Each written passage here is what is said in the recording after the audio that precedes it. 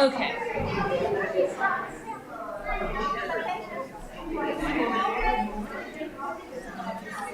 Huh?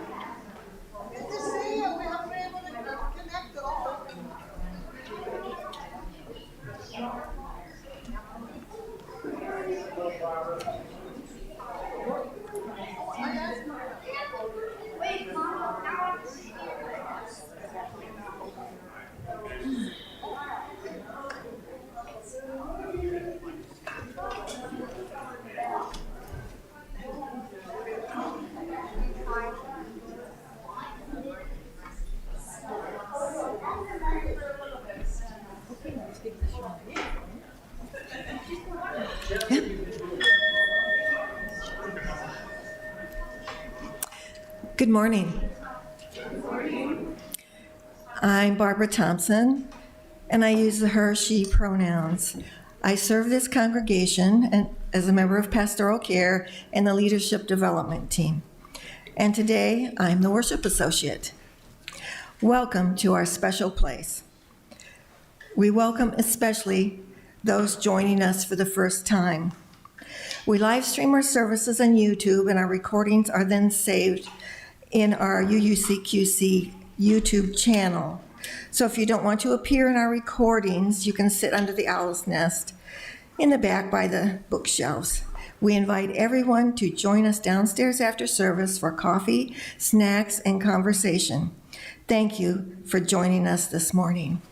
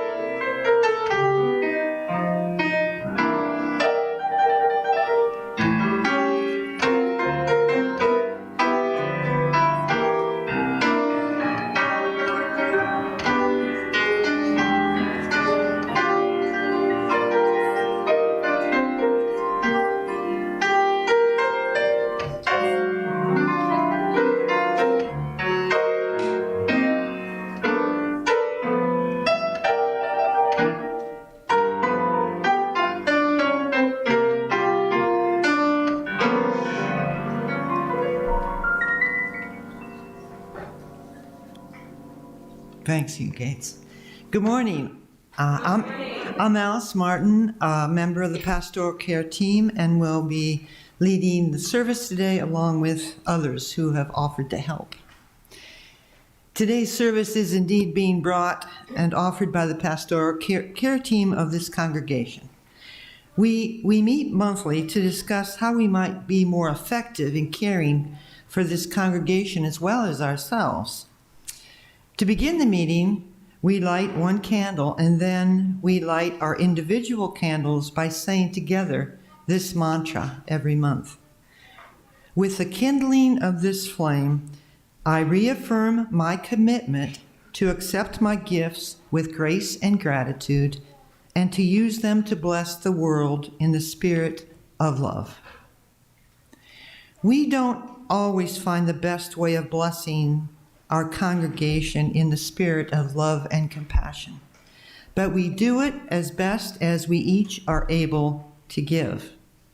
As well as seeking to care for the congregation, we must as well care for ourselves with the same regard we want to extend to others. Jack Kornfield says it perfectly. If your loving compassion does not include yourself, it is incomplete. That's why this month's theme from UUA is so intriguing. It is not just compassion, but cultivating compassion. Today we will explore what it means to cultivate compassion, to arrive at a place of being compassionate, to be able to feel with another their pain and suffering that prompts an action to alleviate that suffering from our fellow human being. To begin the service, Tanya will open with our reading on compassion.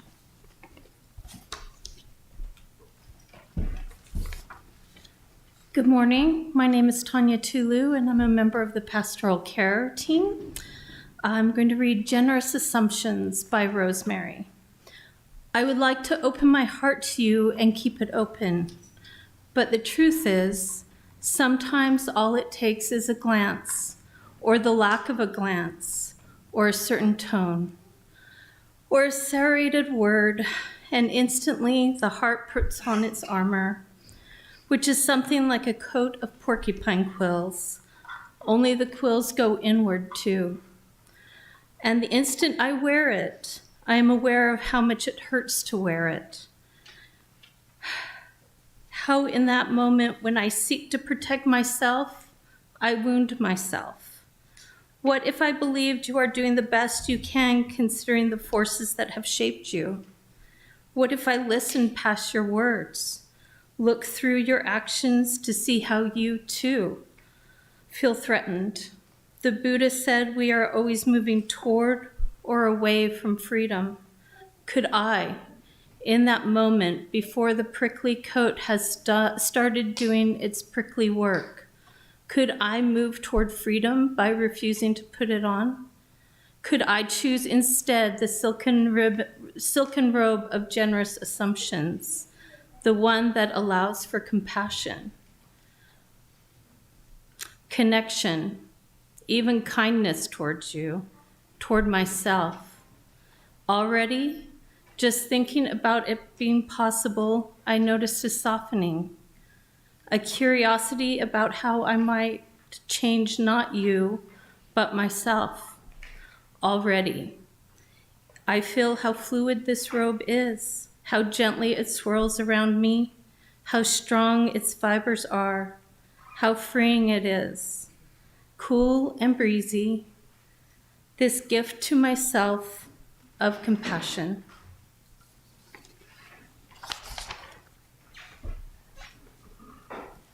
We will now light our chalice. As Barb lights it, let us recite our chalice lighting words.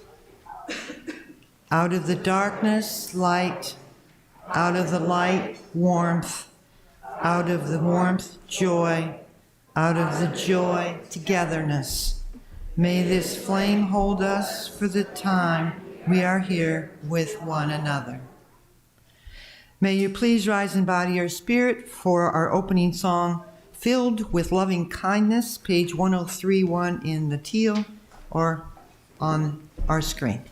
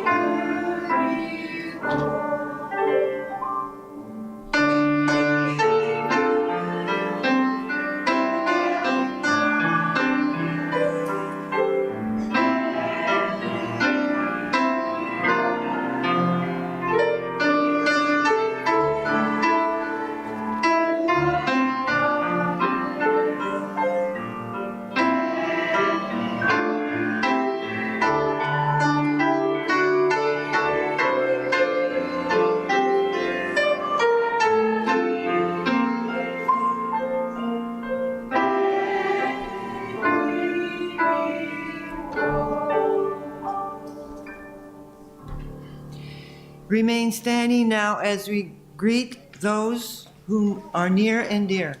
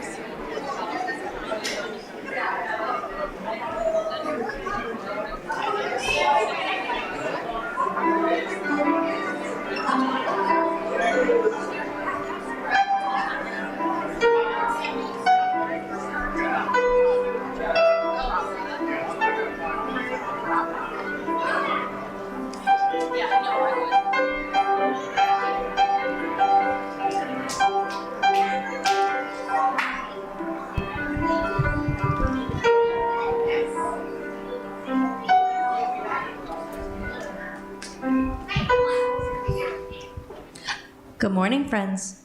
Glennon, can you sit with the rest of your friends? Thank you. Oh, how are we doing today? Good. All right, so before we begin, I have a couple of announcements for everybody. So our first announcement is that next week, our elementary children will be collecting items for blessing bags that they will then give to either homeless shelters or those in need. So we are looking for small, non-perishable snacks, individually wrapped, travel size, toiletries, some wipes, maybe gloves, that kind of thing. Anything you would want to give to someone in need. All right. And then our second announcement is that on the 25th, right before Witches Ball, we have our trunk or treat. And we are still in need of some people to volunteer their trunk and hand out candy. So if anybody's interested, or if you think you're interested and you have questions, come talk to me after. All right. Does anyone know who that is? Look on the screen. Does anyone know? No, it's not me.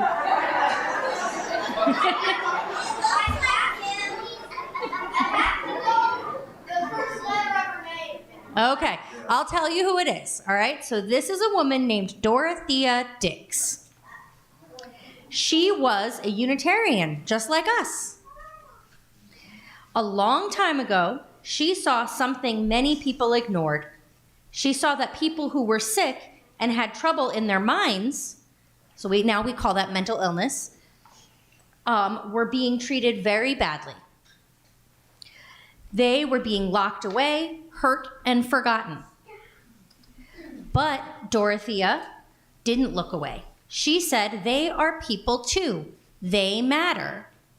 Kind of like the inherent worth and dignity of every person. They have worth and should be treated with dignity. She used her compassion like a tool. She helped to build places, so she built schools and hospitals and stuff, where who were suffering could be treated with love, care, and dignity. Dorothea reminds us that compassion means seeing worth in others, even when the world doesn't. So do you think she did a good thing? Yeah? Do you think everybody should be treated with compassion? Yeah, even if they're kind of having a hard time? I think especially if they're having a hard time, right? Because I think if you're having a hard time and then people aren't treating you nicely, then you're going to have even more of a hard time because you're sad on top of all of the things that you're struggling with, right? Yeah. Are we ready to go downstairs and do some fun activities?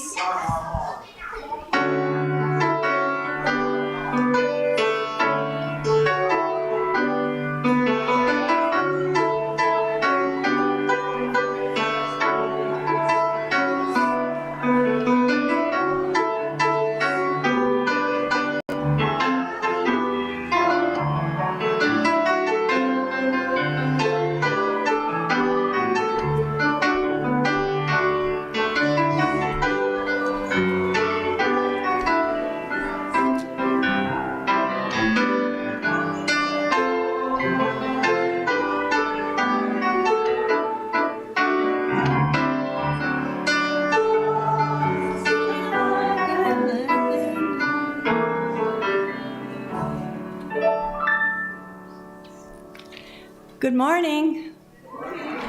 I'm Susan Perry, a member of the Pastoral Care team. As we gather today, we pause to reflect what lies within our hearts. In this time of sharing, we take a moment to recognize our personal joys and sorrows and to read from the book of Joys and Sorrows those personal life events that you have chosen to share with us. We have numerous joys. The property committee says many thanks to member Rod Hansen, who fixed the refrigerator downstairs. His generous share of talent is noted and appreciated.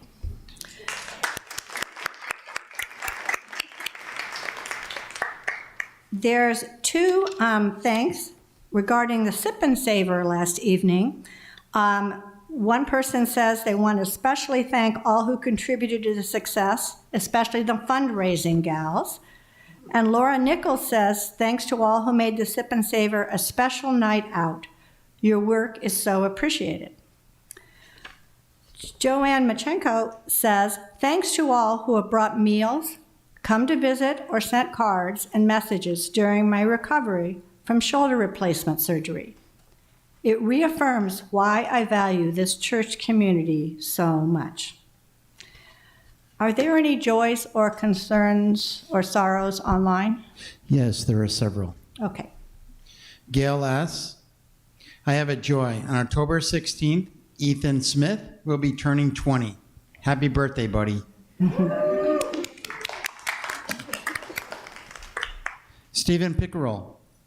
My joy is that my hernia surgery went well, and I want to thank all of those people for their warm thoughts and helping hands during my time of recovery.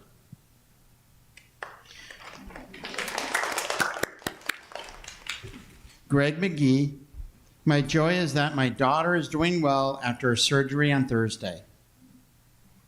Good. Andrea Gilman, joyful to have a birthday this week and feel healthy and hopeful, and grateful that my daughters are returned from Arizona and California, traveled and arrived safely home. Thank you. Okay. That's it. Also, there was a sorrow about the passing of Jane Goodall. And Marcy Doyle says, please hold and keep Deshawn and Dan in the light. Deshawn is currently in the hospital. For what has been shared and for what remains in the quiet sanctuary of our hearts, we are grateful. A quote about compassion is that, quote, there is no better exercise for the heart than reaching down and lifting people up, unquote. Let us become aware of the energy that brings us together in beloved community as we share a time of silent meditation. May we open our minds and hearts to a place of quiet, to a silent prayer for the healing of pain and the comfort of love. You are invited to come forward and light a candle during the musical meditation that follows.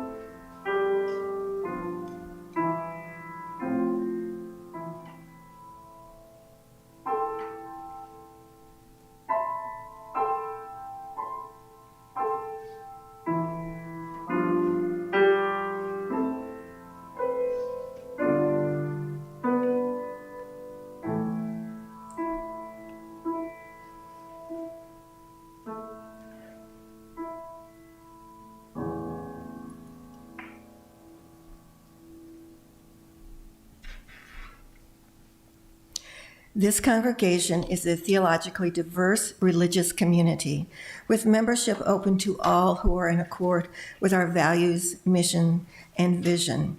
Our congregation is entirely self-governed by the democratic process.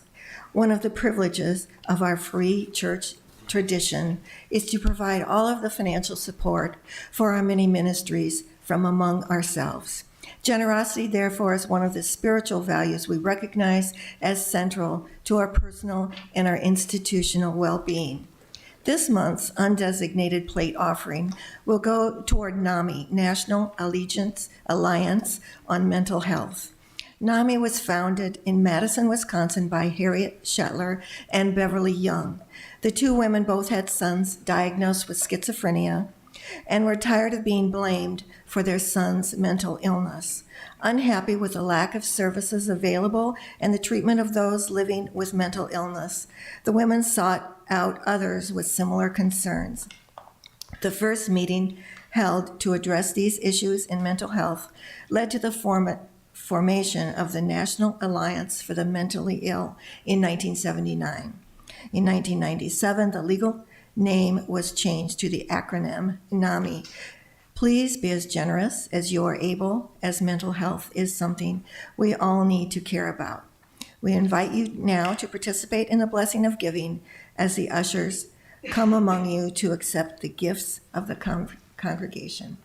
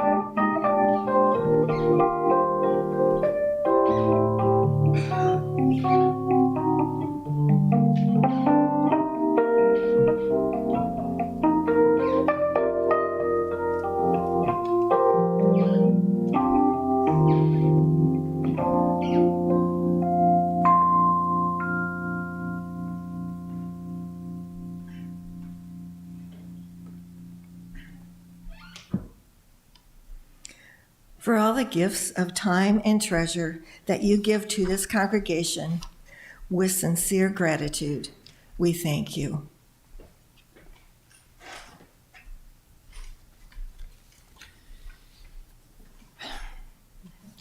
From reading of compassion, the definition, in our opening, we noticed that the definition of compassion includes the word cultivate. The synonyms for cultivate include develop, acquire, grow into, strive, to become. These words used with compassion imply that compassion is not a thing that comes to us naturally as adults, but something we have to cultivate or acquire. But here's the paradox, because research says that humans are naturally born with a capacity for compassion. There is a biological basis in the brain observed in infants as young as 1 year old. So we must ask ourselves this question: where did our innate compassion go if we have to cultivate it back into life? So research also gives us that answer. Well, the degree to which compassion is expressed in one's life is shaped by the culture in which you are raised, as well as the experiences you garnered as a youth. So let's look at our American culture. We hear the attributes that are stressed as important: individuality, independence, hard work, pull yourself up by your bootstraps, keep your emotions to yourself. Some of the sayings that we often hear: don't let anyone see you sweat. Boys don't cry. You are measured by what you achieve. Might makes right. In hearing of this approved list of behaviors, is it any wonder that compassion is not a high list on its priorities of cultivating? Add to that, we are all born into a family system that left its imprint on our young beings, and as we grew, building up our defenses against that capacity to be wounded. So in the family system I was born into back in the 50s and 60s, I often heard this mantra: children should be seen and not heard. So what I hear is, I have nothing of value to say. Here's a big one. If you don't like the rules we have here, then there's the door. And my dad might then say, and don't let it kick you in the butt on your way out. What I'm hearing is, I have no control. A report card with all A's and one B. How come you got the B? What I'm thinking is, I'm never good enough. The poet Rosemary, in what Tanya read in our opening reading, refers to these judgments, these arrows put upon us by others, as activators that begin to close our innate gift in our heart of compassion. And it defends itself by putting on its armor, something like a coat of porcupine quills. It grows more quills every time the world tells us we are of no value, we have no worth, we are always falling short, and we buy it. So thus the word cultivate, compassion. We must begin the journey to remove one layer at a time our protective layers, motivated by this still quiet voice that breaks through our defenses and says, you are more than what you think. Layer by layer, quill by quill, we work to remove the lies. And as the quills gradually begin to fall away, we realize the truth of who we are. We are born as children of this universe. We are as valuable as unmined diamonds. Our capacity for love is as wide as the sky above us, and our capacity for compassion is as deep as the deepest depths of the ocean. Now that's pretty special. As Rosemary says in her reading, the prickly porcupine quills gradually fall away as we change ourselves. The robe, once full of quills, now gently swirls around me. How strong its fibers are, how freeing it is, this gift of compassion to myself. And much to our surprise, we find that the very wounds we tried to protect against, built an armor around, through quills as a shelter, once freed, is the very thing which sets us on the road to compassion. Who would have thought? Brian Stevenson did, and he says, we are all broken by something. We have all hurt someone, and we have been hurt. We all share the condition of brokenness, even if our brokenness is not equivalent. Sometimes we're fractured by the choices we make. Sometimes we're shattered by things that happen to us, things we would have never chosen. But our brokenness is also the source of our common humanity, the basis of our shared search for comfort, meaning, and healing. Our shared vulnerability and imperfection that we realize within us as well as all other is what nurtures and sustains our capacity for compassion. And there is that gift when we realize it is our brokenness that allows us to rebuild the source of compassion within us. For then we can feel with, for we have been there. And we can take an action with the intent to relieve the suffering, for we know the way. Now, I know this is all true from my own training in the hospital to become a chaplain. Every doubt about myself came out of hiding, and their voices were constant as I approached every emergency room, every hospital room. Even driving to the hospital, I had doubts that began throwing their quills into my heart. What in the world are you doing here? Who do you think you are to be a chaplain? I felt inadequate, angry at all the loss that I never could catch up with. I felt like a pretender, and I was ashamed. It was in that first year my supervisor said to me, "Alice, you have the potential to be a good chaplain, but not until you rid yourself of the wall you have erected around your heart, thinking you are inadequate, thinking that you are not wise enough. Your fear of death and loss as part of life, the belief that you have nothing to offer. You have to heal these obstacles in yourselves before you can be part of a healing presence to anyone else. First, you must offer compassion to yourself with the same yearning you want to give to others, and everything from that will follow." Mark Nepo says it as well. We are all broken from the same places, and every living thing wakes with a piece of that original heart aching its way to be put back together.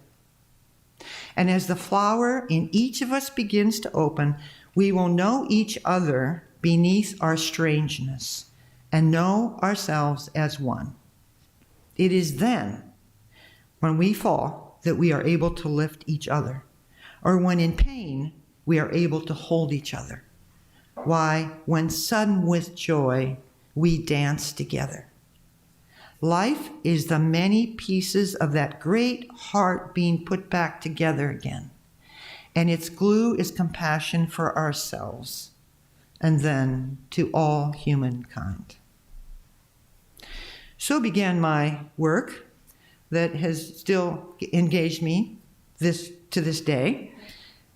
There's all kinds of books and articles on growing into compassion for ourselves, but I was fortunate to have a very wise spiritual director who challenged me to incorporate a holy pause into my daily interactions instead of automatically reacting.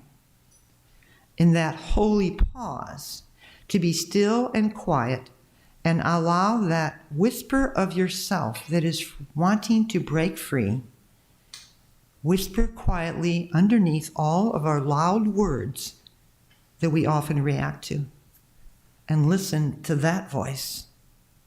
And I'm going to add into that holy pause a suggestion from our opening reading and ask myself in my holy pause, does my response move me toward or away from freedom, to my own liberation from my own quills?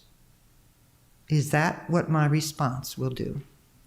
And then I choose. Do I put on the prickly coat, or do I choose instead the silken robe of generous assumptions, the one that allows me to experience compassion, connection, and even kindness toward another as well as to myself, because I took out a quill? I may never achieve that silken robe of generous assumptions, but This is what the Dalai Lama says about himself, and if he says it, it can be true for us too. And he says, I don't know why people like me so much, and then he gets that wrinkled face that kind of laughs. And then he says, it must be because I really try to be compassionate. And it's not that I succeed, it's that I really try.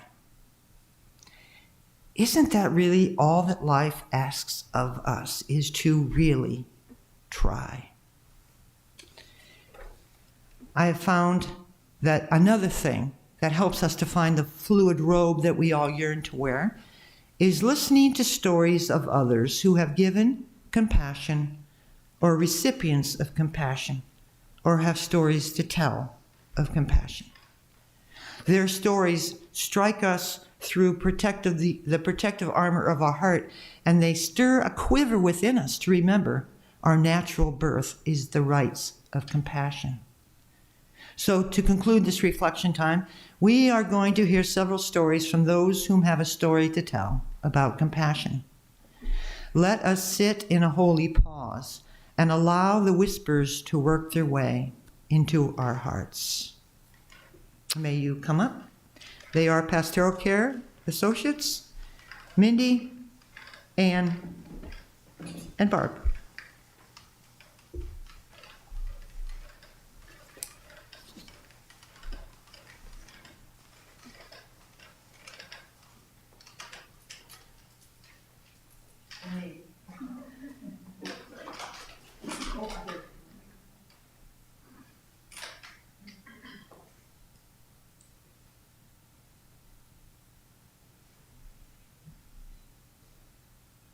Let's go first.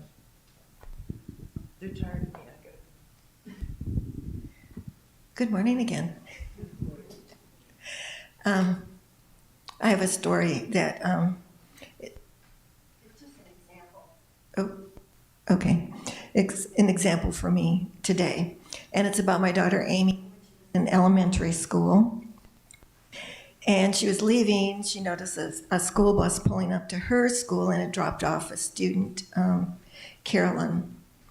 And Carolyn was waiting outside, as she did every day, for her mother to finish up her work as school custodian, and then they would walk home together. So Carolyn faced a lot of challenges every day. And maybe that's why several kids still lingering in the school decided to tease her about her new tennis shoes. And Carolyn was really proud of her new tennis shoes, but the teasing was just not nice. So Amy, when she walked out, told the other kids to quit it. And they didn't. So she said, quit it or I'm going to report you to the teacher. And they said, are you going to tattle on us? And she said, yes. And she went into the school and she fetched a teacher, and the teasing stopped immediately. So Amy still speaks up today, as she did then, is in her career as a social worker. Good morning. My name is Ann Harrington. I really put a lot of thought into this because I feel like it's something that I tend to look for and do without even thinking. But this week it was really presented to me at my job at a high school. So one of the things that I do is to check students in and out through a summary of people that are guardians. And so I have to make very sure that they're checked out properly.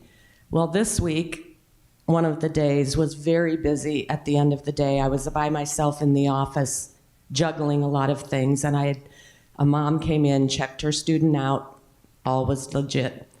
Except I forgot to put it in the attendance log for that day, and I did it the next morning, but I mistakenly put it in for that day, which meant that the student got checked out that second day and shouldn't have. So later, there was a phone call, and the mom, who is sobbing on the phone, is demanding to know about what happened, who took her daughter out, who checked her out. And I felt this deep sense of just awful feeling. But one of the things that I did was to explain to her, first of all, I admitted that I had made a mistake. And luckily the mistake didn't, there was nothing bad that happened really. But I had to say that I made a mistake, and that's sometimes hard to do. But I also had to put myself in that parent's shoes. And one of the things that I said to her as she's sobbing and screaming at me was that I have 2 children, 2 daughters, and that I couldn't imagine how that must feel when somebody you think might be taking, in fact, she even stated that, I was afraid somebody had taken my daughter. And so I proceeded to talk her through this and explained over and over and apologized over and over that I truly was sorry that it happened and that I would make sure it didn't happen again. But that sense of just being in her shoes and feeling what she felt and then making sure that she understood. I also asked her what I could do to make this better for her. And she gave me 2 things. One was to call her daughter and explain, and to call the child's father. I did both. One I left a message with, the other I couldn't speak with. But I also called her back and told her that I had done those things. And she thanked me, and her tone had gone way down. She had stopped crying. And so I just think that element of putting yourself where they are and sharing, first of all, if you have made a mistake, but sharing what you truly are feeling made a huge difference for this parent. And, I left that night, I didn't sleep well because I just was so afraid that it would have a profound effect on her. But the next day, she also called me and thanked me again. So I think it ended as well as it could end. This is a story told by a dear friend who, as a teenager, was pretty wild, got into the wrong group, and their thing was to shoplift. Kathy got so good at it, she eventually went off on her own and started to be her name on a list the police department had of kids to watch for. And she was told if ever caught again, she would go to juvenile delinquency hall. It didn't stop her.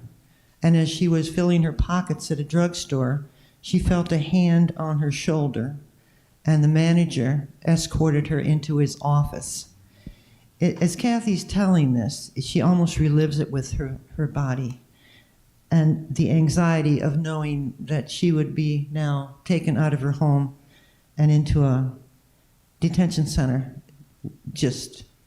She pleaded with the manager, and he finally just told her to be quiet, just be quiet. And he looked at her and he said, I want you to stare right at me, right into my eyes. And he said, I see something more in you than what you are defined by as being a shoplifter. And I believe in what I see and what I hear from you. So I'm going to let you go, but you have to promise me that you will never steal again. And I'm going to take your word for it. And Kathy, of course, said yes. But as she's telling the story, she later said, I never stole again, because of a belief in a human being that saw through my quills and believed there was good. And that has always moved me as I stand with others and give them those chances that may absolutely change the world.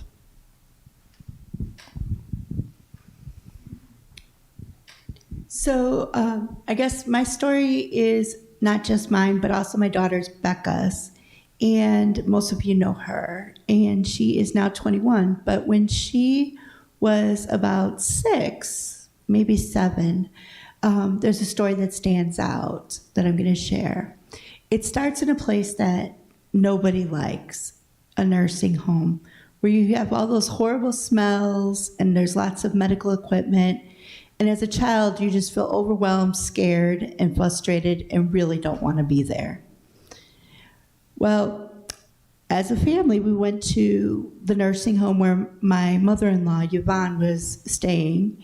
And it was Easter Sunday, so it was a big day where they were going to let the residents have some kind of little luncheon for the families for Easter.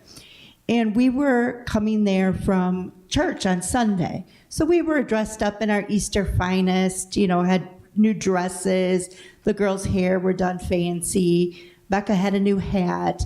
Everyone was really happy and cheerful. And we went into the nursing home, and Yvonne saw us, and she had that normal look like, oh, my family's here. I'm really excited. But something just was off, and she seemed a little sad.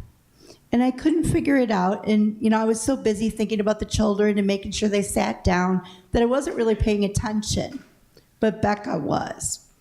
And it surprised me because she noticed that Yvonne was wearing the same clothes she always did, which was basically a Cubs t-shirt because she loved the Cubs, and some sweatpants, and her hair hadn't been combed, and she just didn't look quite up to her best. And, here we are in our Easter finery, and she felt sad because she didn't look like us.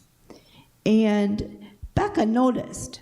So Becca, no matter what, she hated the nursing home. She never liked those smells, and she really tried to find every excuse she could to get out, as most kids did, of going there, but she had to be there that day. But she noticed that Grandma's comb was sitting on the table right next to Grandma's bed. So she got the comb and started combing Grandma's hair. And then she just tucked in Grandma's shirt and made Grandma look a little better, gave her a big hug, and told her how much she thought she looked beautiful that day, and that she was really happy to see her. And Yvonne's face lit up. She was so happy, and she held Grandma's hand, and we all went to lunch. And it was just one of those things where you cultivate in your children. You think about, how do our kids see everybody every day, and are we teaching them what they need to know? And that day I realized that, yes, she had learned what it really meant to be a good person, and I was really proud of her for that day. And I still think about how important it is every day that we try to cheer each other up and make each other feel accepted and loved. And that was her way of doing it that day. Thank you all.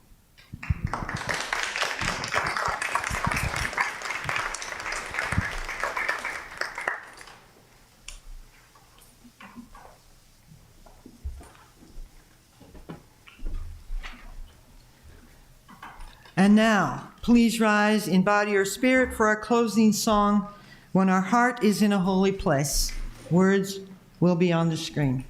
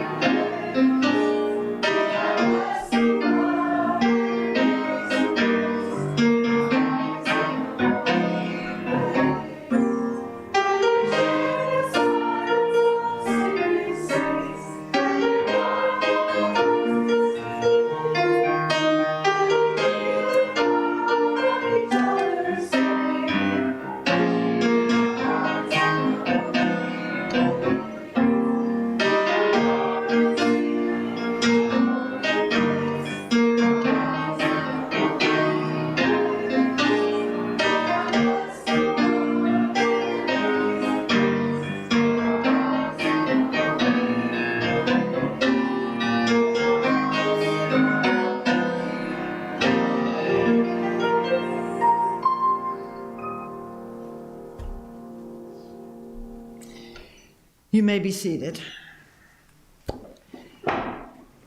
Join us in the reading for the chalice, which is printed on or in your bulletin as well as the screen. Out of the darkness, light. Out of the light, warmth. Out of the warmth, joy. Out of the joy, togetherness. We extinguish this flame, but not the light of truth, the warmth of community, or the fire of commitment. These we carry in our hearts until we are. We have a couple of announcements today. The Golden Gals Lunch Bunch meets Tuesday, that's the 14th, from 11:30 to 1 in the boardroom. So please bring your lunch and join the Golden Bunch. Okay. Also, come join the Mindful Makers next Saturday at 11 o'clock as they visit and create wonderful things. If you have any questions, I see Tanya out there. She'll be glad to talk to you about it.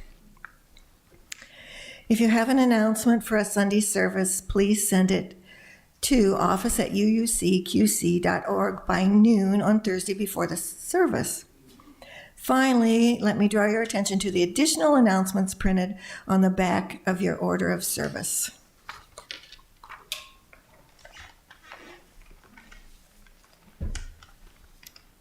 For our closing, I will read a poem by another Rosemary Tromer.